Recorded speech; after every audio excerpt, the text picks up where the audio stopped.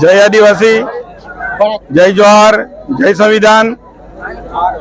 આજે યુનોએ જે 1994 9મી ઓગસ્ટે આદિવાસીઓને વિશ્વ આદિવાસી દિવસ ઉજવવાની ઘોષણા કરી।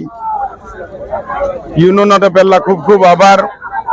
એ લોકોએ આદિવાસીઓને એવું તો સમજ્યા કે ભાઈ આદિવાસી લોકો વિશ્વમાં છે, એટલે વિશ્વમાં 200 કરતા પણ વધારે દેશો છે,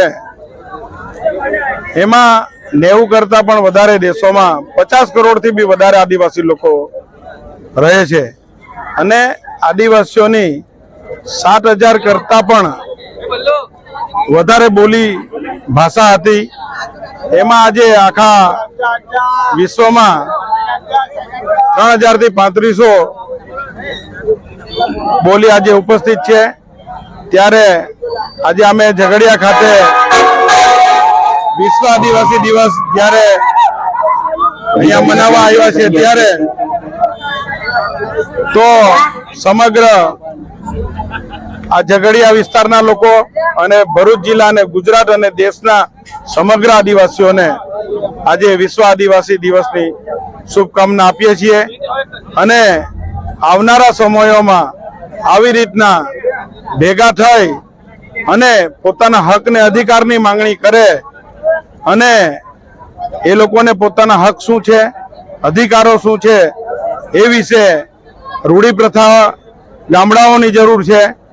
એટલે આ સરકારો જે પંચાયતી રાજ કરીને અને જે સમાજોને તોડવાનું કામ કરે છે, તો એ તોડવાનું બંધ કરે અને રૂઢિ પ્રથા અપનાવી અને લોકોના હકને અધિકાર અપાવે, જેથી લોકોને જે પરિસ્થિતિનો સામનો કરવો પડે છે, ગરીબીનો સામનો કરવો પડે, બેરોજગારીનો સામનો કરવો પડે છે, એવમ આદિવાસીના પોતાના જે હકને અધિકાર છે, આદિવાસીઓનું શોષણ થાય છે, નોકરીમાં શોષણ થાય કે બીજે શોષણ થાય, તો આ શોષણ નહીં થાય અને આદિવાસીઓને પોતાના અધિકારો મળે એ જાતની વ્યવસ્થા લોકોએ પોતે કરવી પડશે।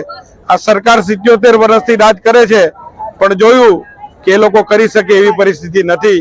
એ લોકોએ ફક્ત આદિવાસીઓને લડાવી અને રાજ કરવું છે। એ રાજ ખતમ થાય અને લોકોનું રાજ આવે એ જાતની વ્યવસ્થા કરીએ ને આ 9મી ઓગસ્ટે આખી દુનિયાને અને દેશને અમે એવો સંદેશો આપવા માંગીએ કે આ વિશ્વ આદિવાસી દિવસ અમારા હક ને અધિકાર મેળવો એવી અમે આશા રાખીએ છીએ। જય આદિવાસી, જય જોહાર।